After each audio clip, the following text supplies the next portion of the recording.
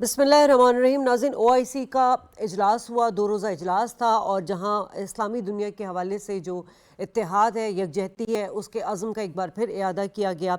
इस अहम इजलास के दौरान जो है गज़ा में इंसानी अलमिया के हवाले से फ़लस्तीनी अवाम के ख़िलाफ़ इसराइल की जो जारिया ज़ालमाना सफ़ाकाना कार्रवाई है उसको रोकने के लिए जो मुमकिन तरीके हैं और जो एक इंटरनेशनल क्राइम का मुर्तकिब हो रहा है इसराइल, उसको इंसाफ के कटहरे में लाने पर गुफ्तगू हुई है। और जद्दा में सऊदी अरब और पाकिस्तान से ख़ास तौर पे हमारे वज़ीर ख़ारजा डिप्टी प्राइम मिनिस्टर इसहाक़ डार साहब ने शिरकत की और बड़ा ही खुला कॉम्प्रिहेंसिव किस्म का एक उन्होंने स्पीच दी है और उसमें उन्होंने ग्रेटर इसराइली मंसूबे को जो है अक्सर मुस्तरद कर दिया है और साथ ही उन्होंने आज़ाद फ़लस्तीनी रियासत के क़याम पर जोर दिया है।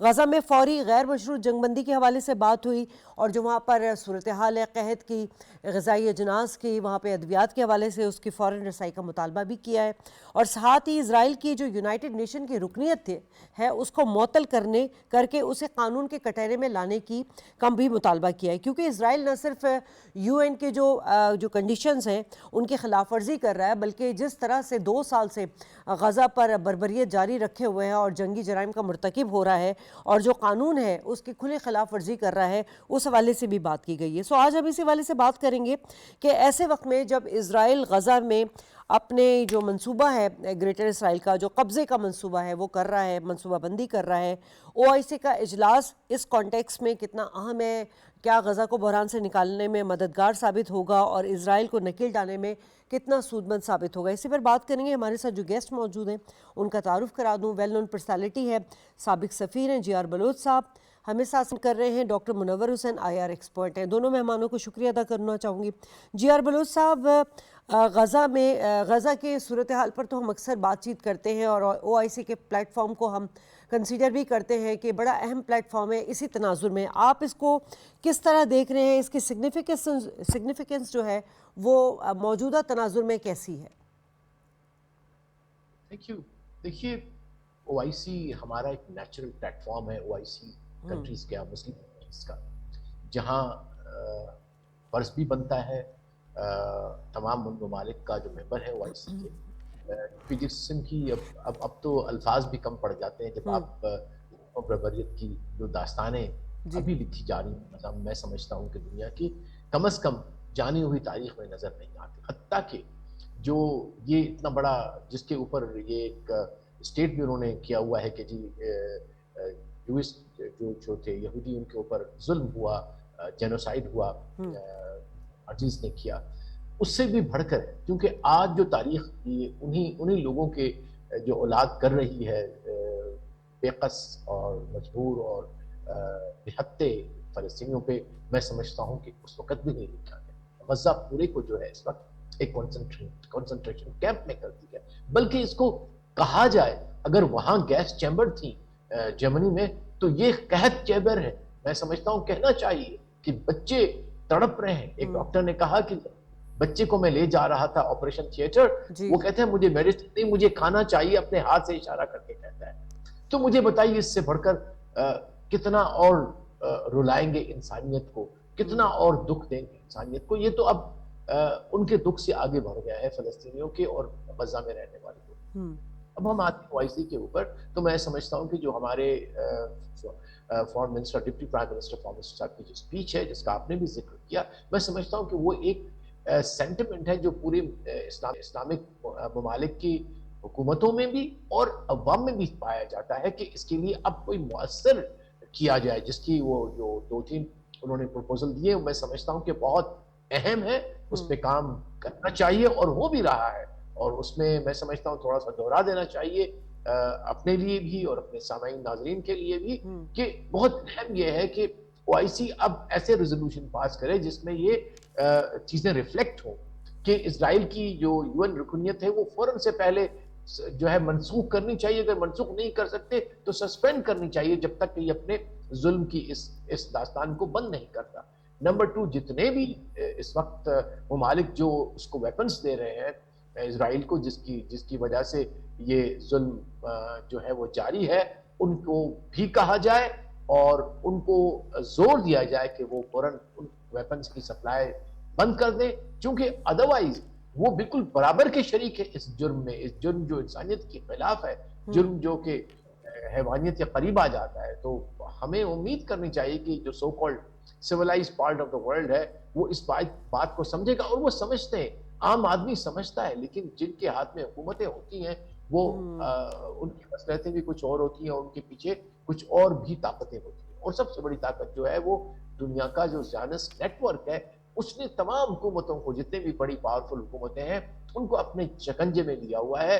اور اب ضرورت ہے کہ ہم ایسی کوئی کیمپین کریں میڈیا کی جس سے یہ احساس پیدا ہو, ود ان اسرائیل بھی پیدا ہو, اور ود ان باقی جو ویسٹرن کنٹریز ہیں ان کے اندر بھی پیدا ہو. لیکن اس سے پہلے ارجنٹ ہے وہ یہ ہے کہ کسی نہ کسی ترتیب سے کھانا, غذا, دوائیاں پہنچنی چاہیے غذا میں, جو ہمارے غزہ میں جو ہمارے بھائی اس وقت سسک رہے ہیں, زخموں سے بھی اور بھوک سے بھی. ٹھیک ہے.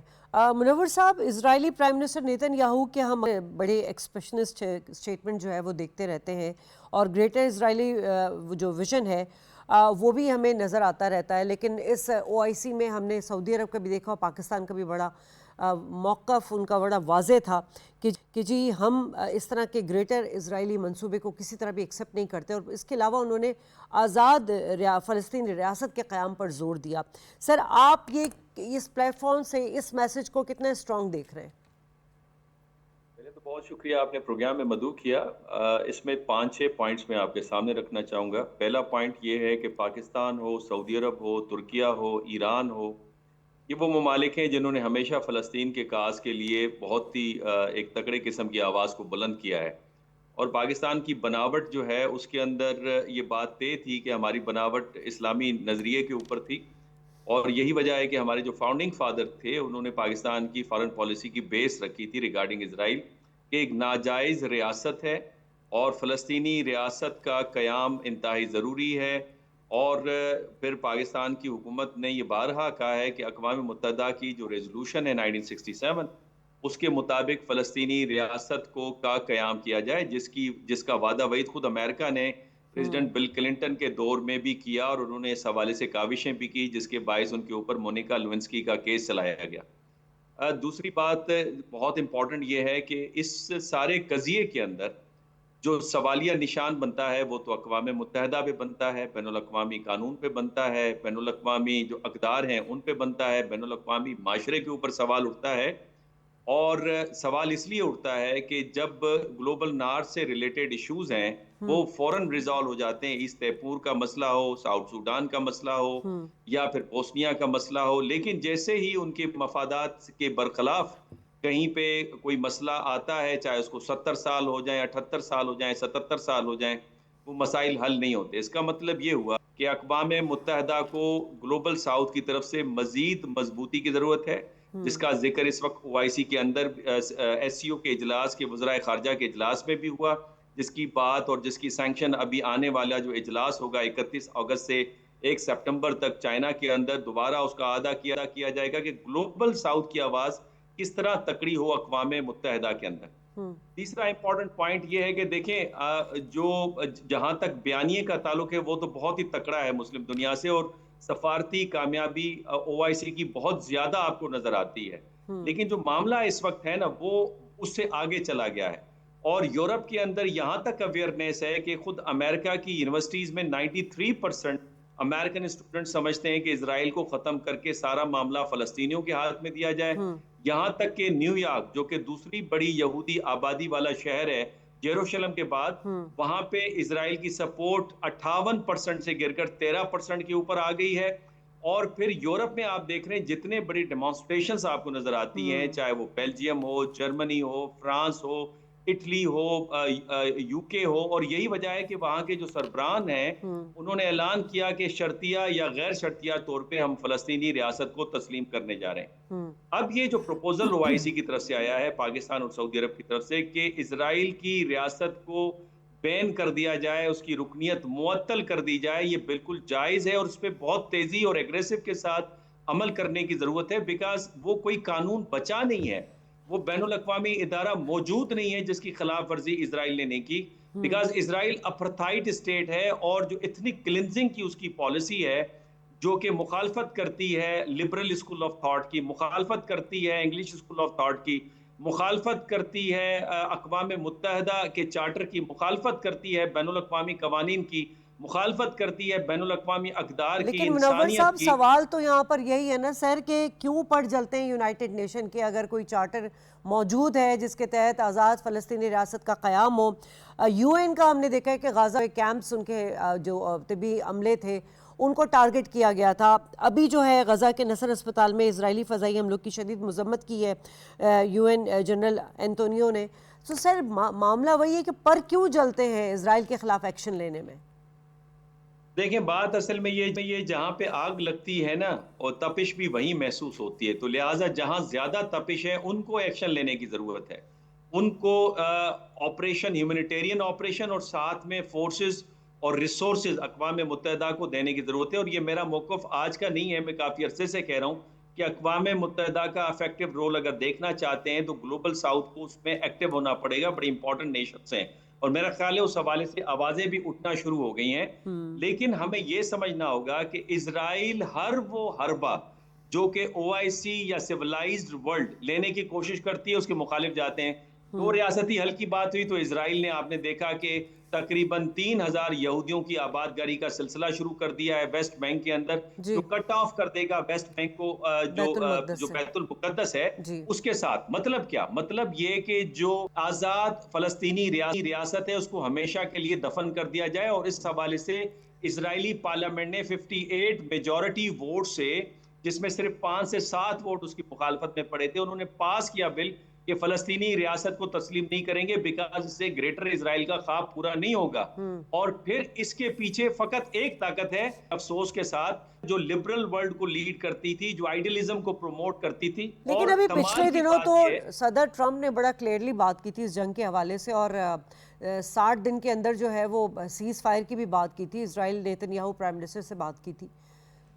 لیکن بات یہ ہے نا، یہ تو بات پریزیڈنٹ ٹرمپ کی ٹھیک ہے اور بہت ساری جنگیں انہوں نے بند بھی کروائی، اس لیے پاکستان نے ان کو نوبل پرائز کے لیے نامینیٹ بھی کیا اور دوسرے ممالک نے بھی کیا. لیکن افسوس کی بات یہ ہے کہ کل جو بمبارٹمنٹ ہوئی ہے غزہ کے اندر ہاسپٹلز کے اوپر، اور اس کو ہم کہتے ہیں ڈبل لو بامبنگ، اور یہ صرف آپ کو سیکنڈ ورلڈ وار کے اندر نظر آتی ہے جس وقت ڈریسٹن کے اوپر بامبنگ ہو رہی تھی کہ بامبنگ کر کے ایک طیاروں کا جتھا چلا جاتا ہے اور جیسے ہی امدادی ٹیمیں آتی ہیں اس کے اوپر دوبارہ دوسرے جتھا آ کے ان کے اوپر بمبارٹمنٹ کرتا ہے تاکہ پورا نظام مفلوج ہو جائے. یہ انسانیت کی بدترین مثال آپ کو نظر آتی ہے جو اسرائیل نے کل کیا ہے. سوال یہ ہے کہ پریزیڈنٹ ٹرمپ کو یہ بتایا گیا کہ یہ ہوا ہے، جس پہ انہوں نے کہا یہ کمپلیکس ایشو ہے، یہ بہت برا ہے، لیکن اس پہ ایکشن کیا ہے؟ سوال یہ پیدا ہوتا ہے نا کہ ایکشن اس وقت کیا ہے؟ جو ابھی آپ کے مہمان فرما رہے تھے اور بہت صحیح فرما رہے تھے کہ کیا اقوام نے ان کو ہتھیاروں کی سپلائی روک دی ہے؟ کیا ان کے سفیروں کو نکال دیا ہے؟ کیا ان سے تجارت روک دی ہے؟ کیا ان سے ڈپلومیٹک ریلیشن شپ کٹ آف ہو گئی ہے؟ یہ جو معطلی کی بات ہم کر رہے ہیں ان کی ممبرشپ یونائٹڈ نیشن میں. میں ذرا جی آر بلوچ صاحب سے بھی گفتگو میں شامل کر لوں ان کو.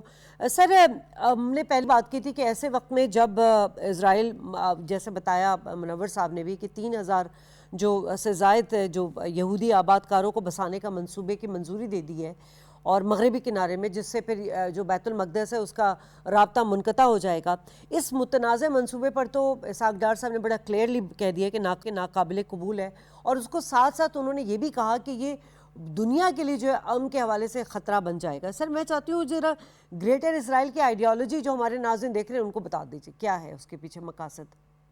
دیکھیے، یہ نیتن یاہو اور اس کے ساتھ کچھ لوگ ہیں جو کہ بلیو کرتے ہیں کہ from the river to the sea, کہ جارڈن سی سے لے کے گلف آف عقبہ سے لے کے ریور جارڈن تک جو ہے وہ پورے کا پورا اسرائیل ہے، جس میں وہ شامل کرتے ہیں جارڈن کو بھی، وہ شامل کرتے ہیں سینائی کو بھی، وہ شامل کرتے ہیں گولان کو بھی، لبنان کا بہت سارے علاقہ جس کو انہوں نے جوڈیا، سماریا اور جتنے بھی ان کے وہ جو ہے میتھیکل نیمز ہیں وہ دیے ہوئے ہیں اس کے اندر.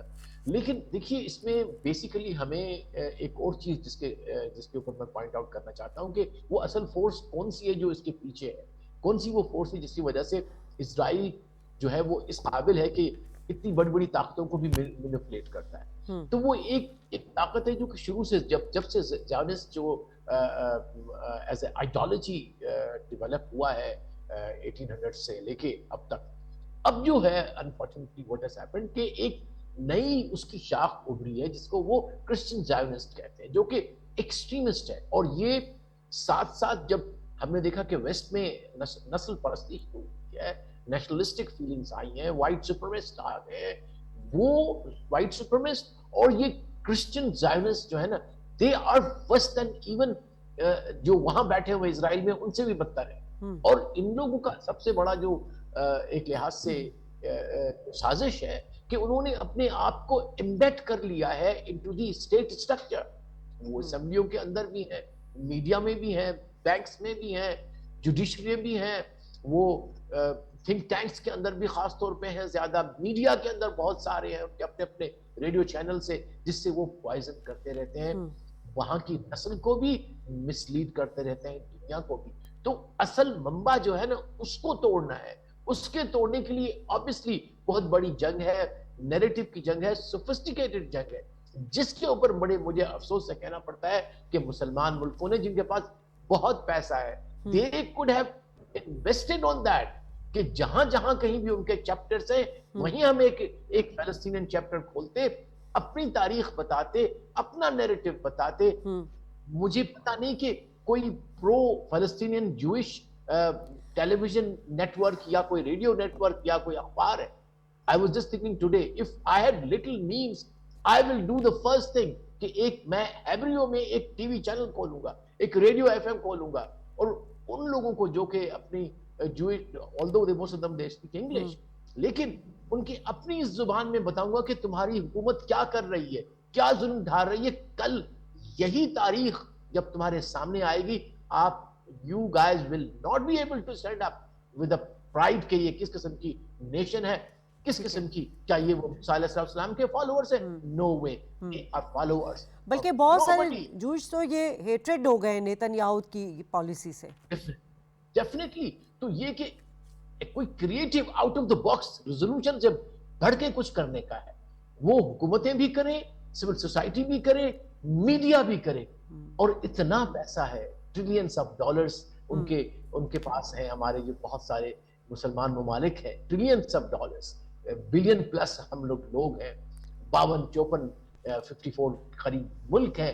اتنی بڑی طاقت کو we cannot translate to control this like 8 million ایک کنٹری جو کہ فیزیبل ہی نہیں ہے. بلکہ اس کے لیے میں تو یہ کہتا ہوں کہ اب وہ اپنا مورل جواز, اخلاقی جواز, قانونی جواز اور انسانی جواز کھو چکی ہے. ٹھیک ہے. اس وقت جو سب سے فوری طور پہ کرنے والا کام ہے وہ تو یہ ہے کہ فوری سیز فائر کیا جائے, اور جو وہاں پہ غذائی اجناس ہیں, جو امداد ہے, اس تک جو ہے وہاں فلسطینیوں کو فوری رسائی دی جائے. اب سوال یہاں یہ پیدا ہوتا ہے کہ یہ جو سو کالڈ قسم کے ہمیں ادارے نظر آتے ہیں, چاہے وہ ہیومن رائٹس کے ہوں, چاہے وہ یونائٹڈ نیشن کا پلیٹ فارم ہو, اس طرح کا ہمیں انفلوئنس ان کا نظر نہیں آتا. اب ایسی صورت میں کیا جا سکتا ہے کہ وہ جو انسانی المیہ نے جنم, مطلب روح کانپ جاتی ہے اگر ہم اس طرح کے کوئی مناظر دیکھتے ہیں سوشل میڈیا پہ, جس طرح بچوں کی حالت ہے, جس طرح سارے مناظر ہیں, ان کو بیان نہیں کیا جا سکتا. اب تو الفاظ بھی ہمارے پاس نہیں ہوتے. وہ اس انسانی المیہ کو جو جنم لے چکا ہے اس کو روکنے کے لیے فل فور کیا پریشرائز, جس طرح ہم بات کر رہے ہیں کہ بھئی ہمیں ڈیمونسٹریشن تو بہت ملتی ہے. ابھی آسٹریلیا میں دیکھ لیں, ٹوکیو میں دیکھ لیں, کتنا بڑا جو ہے, کتنا بڑا ہجوم نکلا تھا فلسطینیوں کے حق میں, غزہ کے حق میں. لیکن سوال یہ پیدا ہوتا ہے کہ یہ صرف ہمیں روڈ پہ تو نظر آتا ہے, اسٹریٹ پاور تو نظر آتی ہے, مگر وہاں کے حکمرانوں کو یا اس طرح کے جو ادارے ہیں ان کو پریشرائز نہیں کر پا رہے. نہیں شادیہ, پہلی بات تو یہ کہ یہ جو ڈیمانسٹریشنز ہیں نا, اس نے جو ڈیموکریسی کی کلئی, حقیقی کلئی اور حقیقی چہرہ کھول کے سامنے لے کر آئے کہ گورنمنٹ کس حد تک عوامی رائے کو اپنی خارجہ پالیسی کے اندر رکھتی ہے. پہلی بات تو یہ پریشر میں ضرور ہیں, اس لیے وہ بیانات بھی دے رہے ہیں, لیکن عملاً کچھ نظر نہیں آ رہا. دوسری بات یہ کہ اس کا حل ایک ہی ہے, جتنی بھی سفارتی اور قانونی کاوشیں تھیں وہ مکمل ہو چکی ہیں, اس سے زیادہ کی نہیں جا سکتی. اب ایک ہی حل ہے, وہ کہتے ہیں ڈائمنڈ کٹس ڈائمنڈ. پاور کو پاور کے ساتھ بیلنس کرنا ہوگا, اور یہ ایک ریئلسٹ اسکول آف تھاٹ ہے. اور دنیا میں جب تک کوئی پاور ان مظلوموں کے پیچھے کھڑی نہیں ہوتی وہ آزادی حاصل نہیں کرتے. امریکہ کے پیچھے اگر فرانس نہیں کھڑا ہوتا تو برطانیہ سے آزادی نہیں ملتی. انگولا کے پیچھے اگر کیوبا کھڑا نہیں ہوتا تو انگولا کو آزادی نہیں ملتی. سینکڑوں مثالیں ہیں. تو اس کا حل ایک ہی ہے, اور وہ ہے پاور. کیونکہ اسرائیل فقط ایک زبان سمجھتا ہے پاور کی. یہ 12 دنوں کی جو ایران کے ساتھ جنگ ہے اس میں جب انہوں نے تباہی دیکھی تو وہ پھر گھٹنوں کے اوپر آ گئے اور انہوں نے جنگ بندی کی, درخواستیں کرنا شروع کی پریزیڈنٹ ٹرمپ نے, اور انہوں نے انٹروین کیا. جے آر بلوچ صاحب نے جو بات کی گریٹر اسرائیل کے حوالے سے بالکل صحیح بات کی. بن گورین ان کے جو پہلے پریزیڈنٹ تھے 1918 میں, انہوں نے بڑا گریٹر اسرائیل کا میپ جاری کر دیا تھا اور 1918 میں یہ بات ہوئی تھی. دوسری جو انہوں نے بات کی کرسچن زائنزم کی, حقیقت میں یہی وہ فورس ہے جنہوں نے اس جیوش زائنزم کو جنم دیا ہے, اور اس کا اظہار جان میرشائمر اپنی کتاب میں بھی کرتے ہیں اور اکثر تبصروں کے اندر بھی کرتے ہیں. اور اس کے پیچھے سپر اسٹرکچر انوالوڈ ہے. جب میں سپر اسٹرکچر کی بات کرتا ہوں تو وہ ریلیجیس بلیف جو کرسچینٹی کے اندر ہے کہ یہودی پوری دنیا کے اندر فساد پھیلائیں گے اور اس کے باعث عیسیٰ علیہ السلام آ جائیں گے. یہودی بھی سمجھتے ہیں کہ جب تک یہ مکمل قبضہ نہیں ہوگا, ٹیمپل تیار نہیں ہوگا تو مسیحا نہیں آئے گا. لیکن حقیقت یہ ہے کہ اسرائیل جو وار ہے نیریٹو کی وہ ہار چکا ہے. اسرائیل اپنی لیجیٹیمیسی جو فائنل سولوشن آف ہٹلر کے باعث ان کی قائم ہوئی تھی وہ اب ختم ہو چکی ہے. اسی وجہ سے جو عوام ہے وہ یہ ڈیمانڈ کری ہے کہ اسرائیل کو ختم کریں, اور اب وہ 2 ریاستی حل سے بھی آگے چلے گئے. وہ کہتے ہیں اسرائیل ایک ناجائز ریاست ہے, سو لہذا حل ایک ہی ہے, پاور. جب تک پاور یوز نہیں کریں گے, جب تک یہ زبان نہیں سمجھیں گے, جس طرح انڈینز نے پاور سمجھا ہے, جب تک ہم نے پاور استعمال نہیں کی, انڈینز کو زبان سمجھ نہیں آ رہی تھی. اسرائیل کا بھی حل ایک ہی ہے اور وہ اسرائیل کا حل ہے پاور. ٹھیک ہے, بہت شکریہ آپ دونوں مہمانوں کو, اور بڑی اچھی بات کی کہ اسرائیل کو ختم کرنے کا جو ایک سلوشن ہے وہ پاور, اور انشاءاللہ تعالیٰ پاکستان جس طرح کشمیریوں کے ساتھ کھڑا ہے, جس طرح فلسطینیوں کے ساتھ کھڑا ہے. ساکھ صاحب نے بڑی اچھی بات کی ہے کہ فلسطینی عوام کو بیانات نہیں بلکہ اقدامات چاہیے, اور جو گریٹر اسرائیل ہے یہ ہے ہی نامنظور. انشاءاللہ تعالیٰ اسی طرح پاکستان اپنی آواز اٹھاتا رہے گا, عملی طور پر اقدام بھی کرے گا. پہلا سیگمنٹ یہیں اختتام پذیر ہوتا ہے. بریک لیتی ہوں, بریک کے بعد دوسرے سیگمنٹ پر بات ہوگی.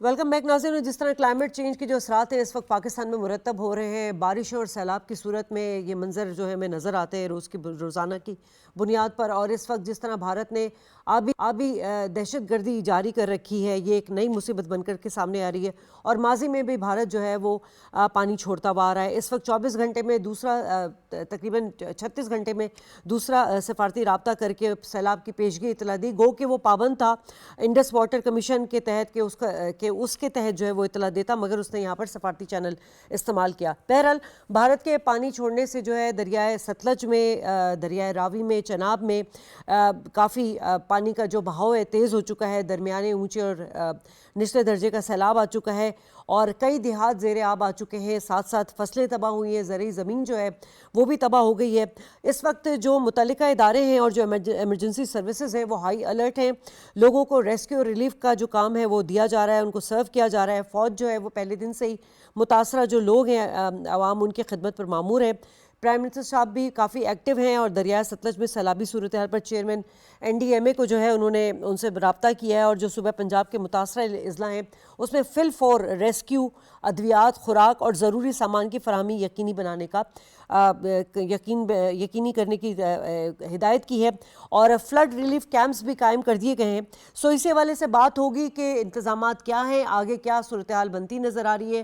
اور کلائمیٹ چینج پر تو ہم بات کرتے ہی رہتے ہیں کہ اس کی انٹرنیشنلی کیا ہمیں جسٹیفیکیشن مل رہا ہے یا نہیں, جسٹس مل رہا ہے یا نہیں مل رہا ہے, اور ساتھ ساتھ پاکستان میں اس حوالے سے کیا اقدامات ہو رہے ہیں, اسی پر بات ہوگی. میرے ساتھ موجود ہیں اکمل شہزاد گھمن صاحب, ایکسپرٹ ہیں آپ, بابر خاقان غلزئی صاحب تجزیہ کار ہیں, اور عرفان علی کاٹیا DG PDMA پنجاب ہمارے ساتھ موجود ہیں. عرفان صاحب آپ سے شروع کر لیتی ہوں. سر, کیا صورتحال نظر آ رہی ہے؟ کل بھی ہمارے پروگرام میں آپ نے بات کر کے کافی آگاہ کیا تھا صورتحال سے. اس وقت کے کیا اپڈیٹ ہے؟ جو پنجاب کے دیگر اضلاع ہیں اور علاقے ہیں, دریاؤں میں پانی کی سطح میں مسلسل اضافہ ہو رہا ہے, کیا اپڈیٹ دیں گے آپ ہمیں؟ جی بالکل, یہ جو 8واں مونسون کا سپیل تھا یہ نہ صرف اس نے पंजाब और पाकिस्तान में बारिशों का सबब बना, बल्कि जो हमारे ईस्टर्न रिवर्स हैं इनकी अपर कैचमेंट में हिमाचल प्रदेश और उत्तराखंड और मुलेका इलाकों में और ऊपर जम्मू में बहुत ज्यादा बारिशें पिछले 4 से 5 दिन पे हो रही थी, जिसकी वजह से ये पानी सारा हमारे तमाम दरियाओं और नदी नालों में तुगयानी का सबब बना। और अगर मैं अभी के स्टैटिस्टिक्स आपके साथ शेयर कर सकूं तो दरियाए सतलुज, उसमें 1,88,000 का जो रेला है वो इस वक्त गंडा सिंह के मुकाम पर पाकिस्तान में दाखिल हो रहा है, और जिसके पेश नज़र दरिया सतलुज और इससे कसूर और इसके नीचे जितने भी अजला हैं उनमें तुगयानी फ्लड प्लेन की हद तक मौजूद है। इसी तरह आज रावी में एक फिनोमेना ये बना कि अब जस्सर का जस्सर के मुकाम पे वो बढ़ता बढ़ता इस वक्त तकरीबन 1.5 लाख को वो छू चुका है, और यही पानी अब अल्टीमेटली इसमें रावी साइफन से होते हुए शादरा और फिर नीचे बलोकी में यानी रावी के हवाले से 48 घंटे क्रूशल है। जी बिल्कुल, 48 घंटे क्रूशल हैं, और इस पानी ने यहाँ लाहौर के पास से भी शादरा के मुकाम से गुजरना है। तो इस वक्त पूरी तरह से चीफ मिनिस्टर पंजाब की हदायत के ऊपर तमाम जो फील्ड फॉर्मेशन हैं, तमाम अदारे हैं, वो पूरी तरह से तैयार भी हैं, और उन्होंने फ्लड प्लेन में से तमाम लोगों को इनखला को यकीनी बनाया है। और इस वक्त हमें जो खास तौर पे अभी मोस्ट रिसेंट चैलेंज है वो सतलुज इसमें चनाब की सूरत में है कि दरियाए चनाब में इस वक्त पानी का बहाव तकरीबन 4 लाख क्यूसेक मराला पे वो पहुंच चुका हुआ है, 4 लाख से ज्यादा क्यूसेक, और यही पानी अब नीचे डाउन स्ट्रीम मराला ये पानी इस वक्त जाना शुरू हो गया हुआ है। तो आने वाला जो 48 घंटे हैं ये काफी क्रिटिकल होंगे हमारे दरियाओं की ओवरऑल सूरत-ए-हाल को देखते हुए। इरफान साहब, कितने लोगों को अब तक जो है वो रेस्क्यू किया गया है, कितने लोगों को पूरे पंजाब में, क्योंकि तमाम दरियाओं में सिवाय दरियाए जेलम बाकी तमाम दरियाओं में तुगयानी है, तो इस वक्त हम तकरीबन मोर देन 1.5 लाख लोगों को महफूज मुकामात तक मुख्तलिफ अजला में वो पहुंचा चुके हैं। और अभी तक तबाही का कोई अंदाजा नहीं रैंडमली लगाया जा सकता? कितनी किस चीज का? जी तबाही का मैं कह रही हूँ, रैंडम अंदाजा है आपको? नहीं, इस वक्त तमाम दरियाओं में पानी सिर्फ फ्लड प्लेन के अंदर मौजूद है। किसी भी दरिया में खुदा न खास्ता कोई दरिया का बंद टूट के बाहर पानी बिल्कुल नहीं आया, लेकिन क्योंकि अनफॉर्चुनेटली अब काफी सारी दरियाओं अंदर जो है वो फसलें का। लेकिन सर, सियालकोट में कल से अब तक जितनी बारिश हुई है 335 मिलीमीटर हो चुकी है अब तक बारिश, क्या सूरत हाल है वहाँ पे? जी, अर्बन फ्लडिंग का भी इसके साथ साथ ना सिर्फ सियालकोट, गुजरात और पूरी जो नॉर्थ ईस्टर्न बेल्ट है हमारी, इसमें बारिशें ज्यादा हुई, और उसके पेश नजर अर्बन फ्लडिंग का खतरा वो था भी, और जितने भी नशेबी इलाके थे उनमें जेरे आब आए तो प्रॉपरली डीसिल्टिंग हुई थी। अब इस वक्त जो अर्बन फ्लडिंग की तमाम जो अजला हैं उनकी मेन शाराएं खुली हैं और लाइफ इज ऑलमोस्ट नॉर्मल। ठीक है, तो सर ये जो हमारे दरिया हैं सारे, चनाब, रावी और सतलज, यहाँ पे बंद के हवाले से, बंद बांधे जाने के हवाले से क्या है? क्योंकि बहुत जगह पे हम मनाजिर देख रहे हैं कि बंद टूटे हैं वहाँ पे। जी, कहीं पे भी पूरे पंजाब में कोई एक भी जो पंजाब इरिगेशन डिपार्टमेंट का प्रॉपर एम्बैंकमेंट है, जो दिफाई बंद है, वो फ्लड प्रोटेक्शन बंद, कहीं पे कोई ब्रीच नहीं हुआ। और ये सिर्फ जो बंद टूटे वाली बात है, ये जितना भी फ्लड प्लेन है, फ्लड प्लेन के अंदर लोगों ने क्योंकि फसलें काश्त की हुई हैं, बाज़ जगहों पे अपने डेरे बनाए हुए हैं, तो उनको महफूज करने के लिए उन्होंने अपनी फसलों के गिर्द जो जिम्मेदारा बंद या प्राइवेट बंद जिनको कहते हैं वो बनाए, और वो बंद जो हैं वो दरमियाने दर्जे और ऊंचे दर्जे के सैलाब में वो नहीं ठहर पाते और वो बिल्कुल टूटे, लेकिन उसका ओवरऑल कोई जो इरिगेशन डिपार्टमेंट की एम्बैंकमेंट से ताल्लुक नहीं है। ठीक है इरफान साहब, बहुत शुक्रिया, आपने कीमती वक्त दिया।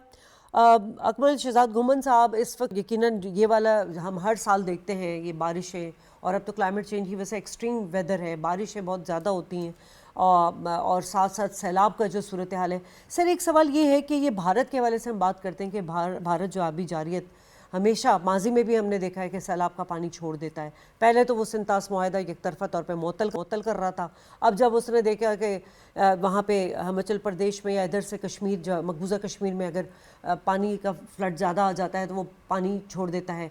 उसने सिफारती तौर पे कांटेक्ट किया पाकिस्तान को, ऑल्दो कि वो पाबंद है, मैंने जैसे कहा कि इंडस वाटर कमीशन के तहत। इसके बारे में क्या बोलेंगे आप सर? देखें, भारत का जो रवैया है जब से पाकिस्तान मार्ज़ वजूद में आया है, वो कोई बड़े भाई जैसा रोल वो प्ले नहीं कर रहे। बड़ा मुल्क कहते हैं ख़ुद को और बड़ी पावर बनना चाहते हैं, लेकिन ये कि जो ये पहलगाम वाक़े के बाद जिस तरह का उनका रवैया हुआ और फिर उन्होंने मई में जिस तरीके पे पाकिस्तान पे असॉल्ट किया और मुंह की खाई, और दुनिया भर में पाकिस्तान का इज़्ज़त और वक़ार बहाल हुई और उनकी जागनसाई हुई। तो अब ये कि जो पाकिस्तान के ख़िलाफ़ जो उन्होंने पानी को हथियार के तौर पे इस्तेमाल करने की बात की, तो उस वक्त भी प्राइम मिनिस्टर ने कहा कि ये ऐलान जंग है।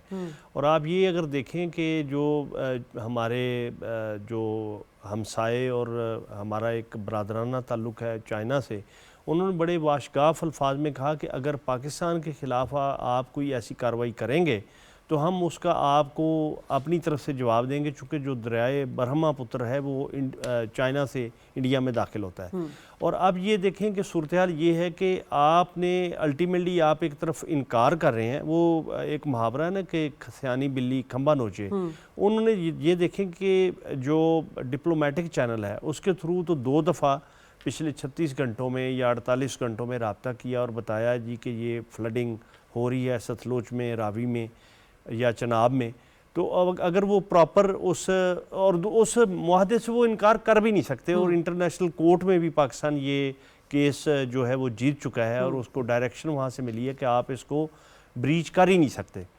तो बेसिकली ये है कि ऐसे ही वो कोई बहाना चाह रहे हैं या ढूंढ रहे हैं कि जी वो दोबारा उसी जगह पे आ जाएं जहाँ ये जो मई वाले वाक़यात से जो 4 रोज़ा जंग से पहले मामला थे वहाँ आ जाए। तो ये जो आबी जारहियत है, पाकिस्तान अल्हम्दुलिल्लाह पहले भी कभी उनकी जारहियत से मरबूब नहीं कभी हुआ, तो इससे भी कभी नहीं होगा। लेकिन सिर्फ ये है कि आम लोगों का नुकसान होता है। पानी ये देखें, अगर इंसानों की जान सरहद की उस तरफ जाए या इस तरफ जाए, वो आम इंसान को तो उसकी तकलीफ़ ही होती है, दुख ही होता है। तो ये है कि उनको अपनी ज़िम्मेदारी का एहसास करना चाहिए और ये देखना चाहिए कि आम इंसानों का नुकसान होता है, रियासत को क्या होना होता है।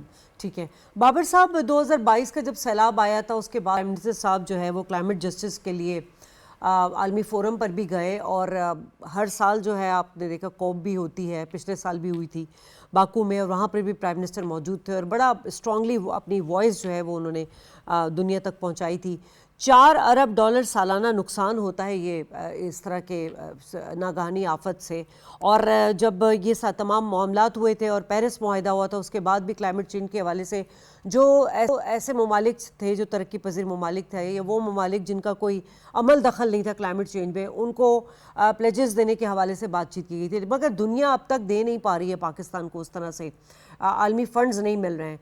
तो ये दोगलापन नहीं कि एक तरक्की पजीर ममालिक जो कि जिसकी इकॉनमी अब तो अल्हम्दुलिल्लाह हम अपनी इकॉनमी को बेहतर कर रहे हैं, मगर ये तो हमारे ऊपर एक अलग से एक आजमाइश आ गई है क्लाइमेट चेंज की। तो सर क्या टेक है आपका इस पर? जी शाजिया, ये बड़े दुख की बात है कि आलमी तनाजुर में अगर इस बात को देखा जाए तो पाकिस्तान का जो इस क्लाइमेट चेंज के अंदर जो कंट्रीब्यूशन है वो लेस देन 1% है जी। और दैट इज इवन नेग्लिजिबल। उसके बावजूद पाकिस्तान ने हमेशा अपने तमाम तर वसाइल के अंदर रहते हुए अपनी जो मालियाती पॉलिसीज हैं और हमने जो माहौलियाती पॉलिसीज हैं इंटरनेशनल कम्युनिटी की तरफ से बनाई हुई, हमने उनको भी अबाइड बाय किया है। और दूसरी तरफ हिंदुस्तान हमेशा की तरह सिंध-ताश मुआहदे की हमेशा वो खिलाफ वर्जी करता है। इस दफा तो उन्होंने पहलगाम के वाकये को बुनियाद बनाकर झूठे प्रोपेगेंडे के जरिए और अपनी अंदरूनी जो साजिशें हैं उनका इल्जाम पाकिस्तान के ऊपर धर के पाकिस्तान के साथ दुश्मनी करने की जो कोशिश की, लेकिन उसने अपनी मुंह की खाई और पाकिस्तान मुसल्लह अफवाज ने जिस बहादुरी से इसका मुकाबला करके उसका मुंह तोड़ जवाब दिया है वो तारीख का एक हिस्सा है। दूसरी तरफ असल में हकीकत ये है कि हिंदुस्तान ने पाकिस्तान के खिलाफ हमेशा पानी को हथियार के तौर पे इस्तेमाल किया, और जब जब उधर ज्यादा बारिशें हुई और उनके डैम्स भरे, उन्होंने ऐन वक्त पे यानी कि जस्ट 10-12 घंटे पहले इतला देकर जैसे अपनी जिम्मेदारी से जान छुड़ा ली। ये बहुत बड़ा आलमी क्राइम है। ये आप एक तरह से दूसरे मुल्क और कौम के साथ ये जुल्म कर रहे हैं और इसका जवाब देना होगा। लेकिन साथ साथ ये बात बहुत जरूरी है कि जैसे हमारी मुसल्लह अफवाज ने کمال بہادری سے نہ صرف ہمارے مختلف علاقوں کے اندر ریسکیو آپریشنز کو مسلسل مانیٹر کر کے ان کو سپورٹ سسٹم فراہم کیا ہے، اسی طرح ہماری 1122 اور دوسرے جو ہمارے این ڈی ایم اے اور پی ڈی ایم اے جو ہے وہ بھی اپنا حصہ ڈال رہے ہیں، اور بہت بڑی تعداد میں لوگوں کو ریسکیو کر لیا گیا ہے، اور اس طرح کی کوئی ہنگامی صورتحال ایز سچ بڑے نقصان کی صورت میں سامنے نہیں آئی ہے۔ اور میں یہ سمجھتا ہوں کہ یہ ہماری حکومت پاکستان کا ایک دانشمندانہ اقدام ہے، اور سپورٹ سسٹم جو ہے وہ عوام کو میسر ہے، جس کی وجہ سے نقصان کم ہو رہا ہے۔ تو گمن صاحب، لیکن سوال یہی پیدا ہوتا ہے کہ یہ تو میں نے کہا نا کہ جس طرح سے ماضی میں بھی ہم نے دیکھا ہے کہ بھارت جو ہے وہ پانی چھوڑتا ہے، اور اس بار بھی اس نے احسان جس طرح ہمیں جتا دیا ایک اطلاع دے کے، لیکن اس کا کوئی حل آپ کو نظر آتا ہے؟ کیونکہ ایک تو پاکستان اپنی کیپیسٹی میں رہ کے اس مسئلے کو، ناگہانی آفت کو جو وہ ایڈریس کر رہا ہے، لیکن دوسری طرف اس طرح کا جو پریشر آتا ہے مقبوضہ کشمیر سے یا بھارت کی طرف سے، اس کو کس طرح روکا جا سکتا ہے؟ دیکھیں، جو پاکستان کے ساتھ جو انڈس واٹر ٹریٹی جس معاہدے میں انڈیا اور پاکستان کے درمیان جو ورلڈ بینک نے یہ معاہدہ کروایا تھا، اس کی کچھ شرائط تھیں، اور یہ دنیا بھر میں لا اور رول یہ ہے کہ جو لوئر پارٹ ہوتا ہے وہ آپ اس کا پانی نہیں روک سکتے، اور اگر پانی فلڈ کی سچویشن ہوتی ہے تو آپ بر وقت اسے آگاہ کرتے ہیں، کیونکہ اس میں عام انسانوں کی جان و مال، اور اس میں جو لوگوں کے گھر، اور اس میں جان مال میں سب کچھ آ جاتا ہے، تو اس میں یہ انوالو ہوتا ہے، اور عام اور سب سے بڑھ کے جو مال سے زیادہ جو انسانی جانوں کا ضیاع ہوتا ہے وہ بڑا ناقابل تلافی ہوتا ہے۔ تو انڈیا کا جو رویہ ہے وہ آپ یہ دیکھیں کہ ایک طرف وہ نعرے لگا رہے تھے کہ جی ہم ایک گھونٹ پانی نہیں دیں گے، تو یہ جو قدرتی آفات ہوتی ہیں یا قدرت کی طرف سے سیلاب یا پانی کا بہاؤ ہوتا ہے، تو آپ اس کو کیسے روک سکتے ہیں؟ آپ اب بھی نہیں اس کو روک پائے، تو اس کا مطلب یہ نہیں ہوتا کہ آپ جب پانی کی ضرورت ہو تو آپ پانی کو روک لیں، اور جب وہ آپ کے پانی آپ کے لیے، آپ کی جان کے لیے وبال بن جائے اور آپ کے لیے خطرہ بن جائے تو آپ اسے کھلا چھوڑ دیں، اور وہ لوگوں کے گھروں میں اور لوگوں کی فصلوں میں اور لوگوں کے وہ جو جان و مال کا پیشگی نقصان اطلاع کر کے اس نے ہم پہ کوئی احسان نہیں کیا ہے۔ نہیں، بالکل یہ انہوں نے اپنی ذمہ داری پوری کی ہے، لیکن میں نے جیسے پہلے کہا کہ اصولاً تو انہیں جو چینلز آلریڈی ٹریڈیشنل چینل تھے جس کے وہ دنیا کے آئین اور قانون کے مطابق پابند ہیں، اسی کے مطابق انہیں اطلاع کرنی چاہیے تھی، لیکن پھر بھی انہوں نے ایک ایسی، جیسے آپ کہتے ہیں کہ خانہ پوری کرنے کے لیے ہمیں ڈپلومیٹک چینل کے تھرو اطلاع تو دی، لیکن یہ کہ الحمدللہ گورنمنٹ کا پوری طرح دھیان ہے، اور مجھے بڑا اچھا لگا کہ کل پرائم منسٹر نے پرائم منسٹر ہاؤس میں بلا کے جو چترال کے چرواہوں نے بر وقت اطلاع دی، اور بے شمار جانیں اور جو مال ہے اس کی بچت ہوگی، اور پرائم منسٹر نے انہوں نے انعام بھی دیا 25 لاکھ تینوں افراد کو۔ تو یہ اس سے بڑا لوگوں کو حوصلہ ملتا ہے کہ لوگ کلیبوریٹ کر کے گورنمنٹ کے اداروں کے ساتھ عام لوگوں کو بچاتے ہیں، اور ان کے جو بچاؤ کے لیے جو ادارے کوشش کر رہے ہوتے ہیں ان میں وہ ممد و معاون ہوتے ہیں۔